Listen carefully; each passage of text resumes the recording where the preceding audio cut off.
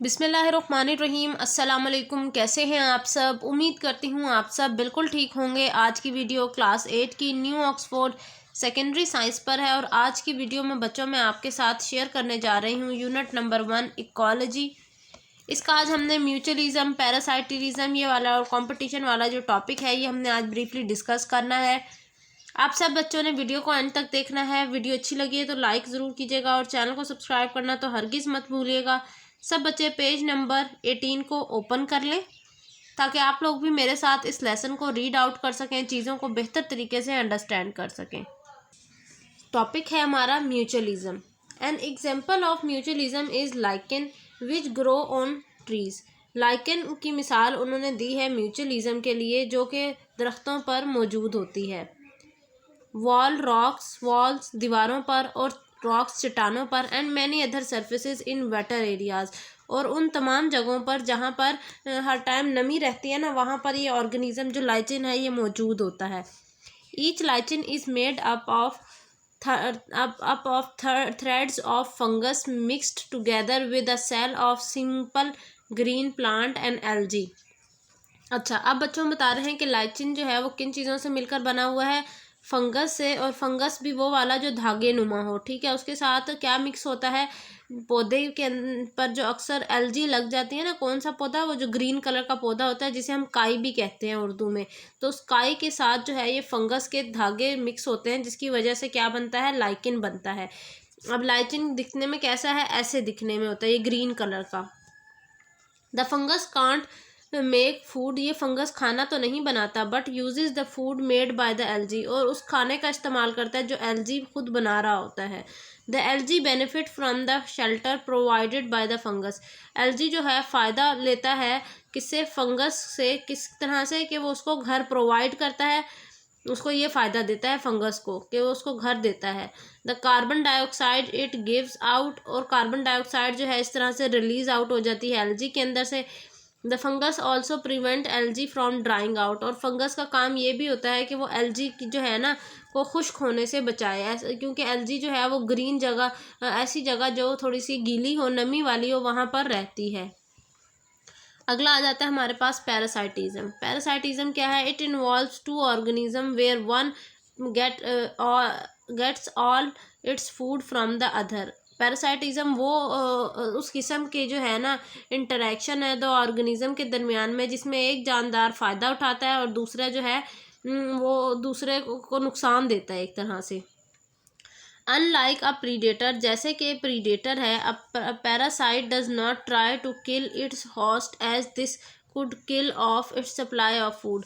वो कह रहे हैं इस तरह नहीं होता कि जिस तरह शिकार और शिकारी वाली स्टोरी है उस तरह की कोई बात नहीं होती, बल्कि ये है कि पैरासाइट कभी भी जो है ना जिससे फ़ायदा उठा रहे हैं ना उसको नुकसान तो देते हैं, लेकिन ये नहीं होता कि उसको मारते हैं। मिसाल के तौर पर जैसे मच्छर, मॉस्किटोज, फ्लीज, लाइसिस, जुएँ आर ऑल पैरासाइट्स, ये तमाम पैरासाइट की मिसालें हैं। Which uses their fine mouth part, जो अपने वो मुंह का इस्तेमाल करते हैं। Shaped like a hypodermic syringe, जो कि बिल्कुल एक सरिंज की तरह दिखती है। To obtain blood from their host, ताकि वो खून निकाल सकें उसमें से जो उनका शिकार है। Bacteria which can cause human disease, ऐसे बैक्टीरिया जो इंसानों को किसी बीमारी में मुब्तला करते हैं, उनमें है सच एज कॉलरा। कौन सी बीमारी है? कॉलरा की, टाइफाइड की और ट्यूबरक्लोसिस की। ये 3 ऐसी बीमारियां हैं जो कि बैक्टीरिया की वजह से होती हैं, और बैक्टीरिया भी एक पैरासाइट है। अब हम कंपटीशन देख लेते हैं। Competition occur between all living thing both plants and animal, competition जो है वो तमाम जानवरों के दरमियान में होता है, चाहे वो पौधे हों चाहे वो जानवर हों। फॉर एयर, हवा में, water and food and space for shelter. अच्छा, कंपटीशन जो है पौधे या जानवरों के दरमियान में होता है खुराक के लिए, हवा के लिए, पानी के लिए और जगह रहने के लिए। If they are to survive, अगर वो ज़िंदा रह जाएं। एनिमल्स नीड फूड, जानवरों को खुराक की ज़रूरत है, एंड वाटर और पानी की। The more food and water they can get the better their chance of survival. अगर जानवरों को ज़्यादा अच्छी खुराक और पानी मिल जाए तो उनके ज़िंदा रहने के चांसेस बढ़ जाते हैं।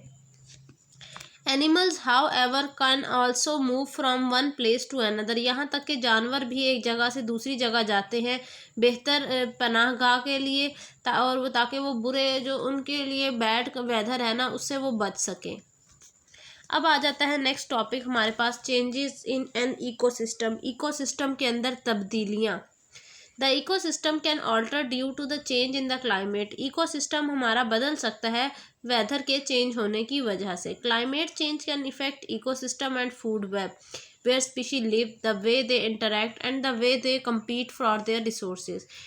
वो कह रहे हैं क्लाइमेट के चेंज होने की वजह से इकोसिस्टम और फूड वेब के ऊपर बहुत गहरा असर होता है, क्योंकि वो जो जगह स्पेसिफिक जो कि पहले उनके रहने के लिए सूटेबल थी वो अब सूटेबल नहीं रही, वो एक दूसरे के साथ इंटरेक्ट नहीं कर सकते। इसके अलावा वहाँ पर रिसोर्सेज की भी कमी हो जाती है जहाँ क्लाइमेट चेंज होता है।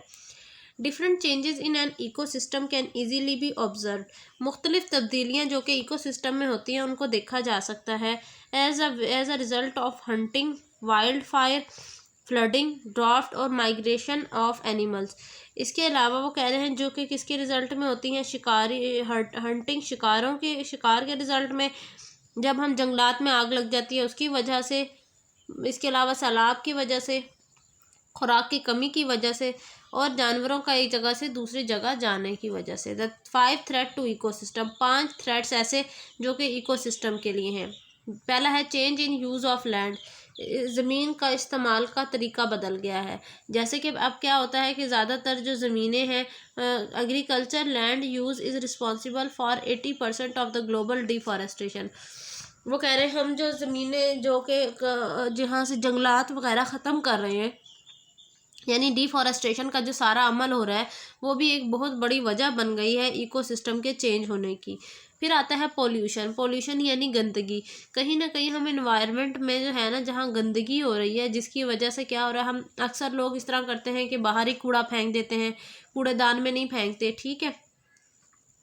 तो इसकी वजह से क्या होता है कि फिर जो हवा है वो जहरीली हो रही है, जिसकी वजह से इकोसिस्टम भी डिस्टर्ब हो रहा है। Species over exploitation, over fishing. अच्छा, इसके ओवर फिशिंग की एग्जांपल दी हुई है कि जैसे हम लोग एक हद से ज़्यादा जो है ना फिशेस को हंट करते हैं, फालतू में बहुत ज़्यादा, जिसकी वजह से क्या हो रहा है कि फिशेस की कमी हो जाती है। और कहते हैं कि जो है ना 2050 तक जो फिशेस की पॉपुलेशन है वो बहुत ज़्यादा कम हो जाएगी। नेक्स्ट है क्लाइमेट चेंज। जैसे कि अभी हमने पढ़ा कि वेदर चेंज होगा, वेदर चेंज होने की वजह से क्या होता है कि एक स्पेसिफिक ऑर्गेनिज्म के लिए वो क्लाइमेट सूटेबल नहीं होता, तो हम कहेंगे कि क्लाइमेट चेंज भी इकोसिस्टम की एक बहुत बड़ी वजह है। फिर है इन्वेसिव स्पीशीज़ एंड डिजीज़।